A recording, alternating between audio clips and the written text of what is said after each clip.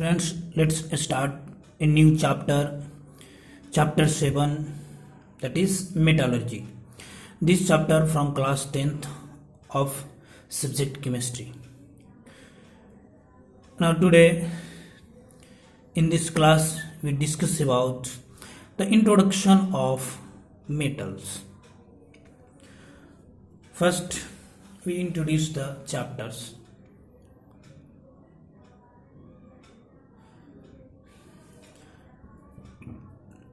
Now, as you know that there are more than 118 elements known at present. Among these elements, the elements can be broadly classified into metals, non-metals and metalloids.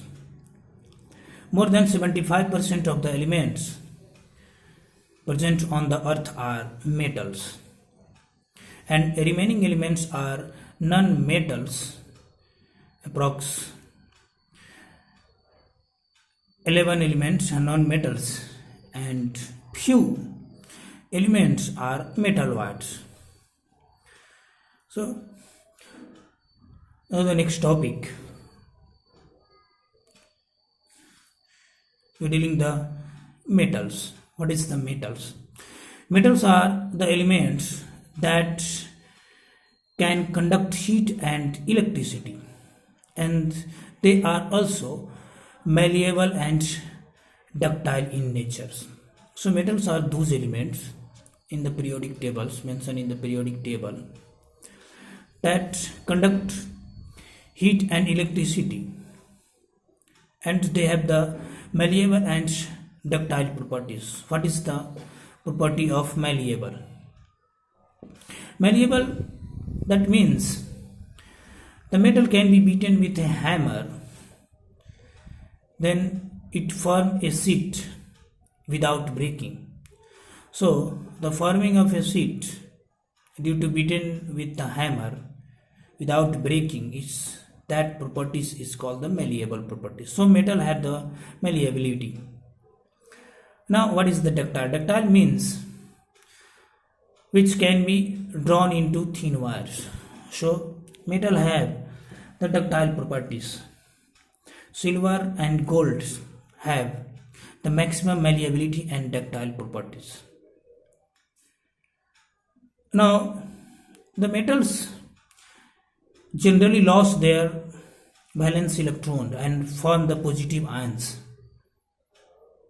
So metal have the tendency to losing their electrons and form a positive ion. So metals are called the electropositive elements. Metals have usually one valency, two valence electron or three valence electron in their outermost shell. So generally they lose their 1, 2 or 3 respectively electrons. Now metals are known as electropositive because they form the positive ions by losing their valence electrons. So it is called the electropositive elements. Now some examples of the metals such as iron, aluminium, copper, silver, gold, platinum, zinc, cadmium, mercury, etc. These all are the metals. Now metals are generally solid at room temperature. One exception, that is mercury. Mercury, which is liquid at room temperature. Metals have large industrial applications. Metals are used for the making buildings, utensils, and there are many industrial applications. Many catalysts, it acts as a catalyst also, and are essential for biological process in our body. As for example, iron is a constituent of hemoglobin. Magnesium is the constituent of chlorophyll. Magnesium and calcium also important for the formation of our bones, teeth, Sodium and potassium is also important for the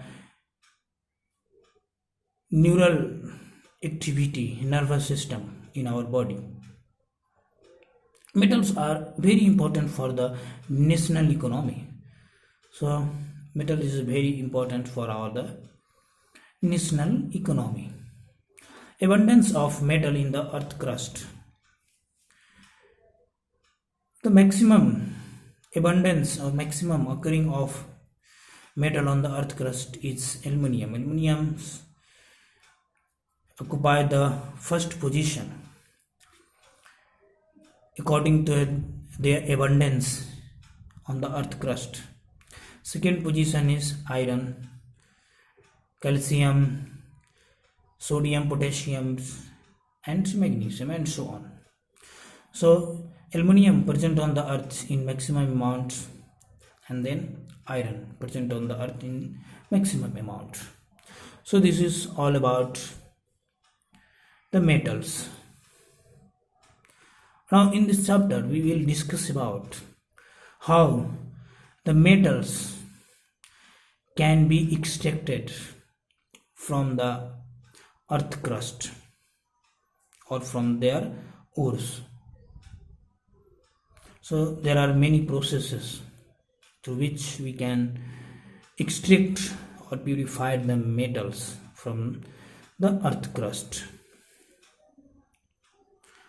Okay.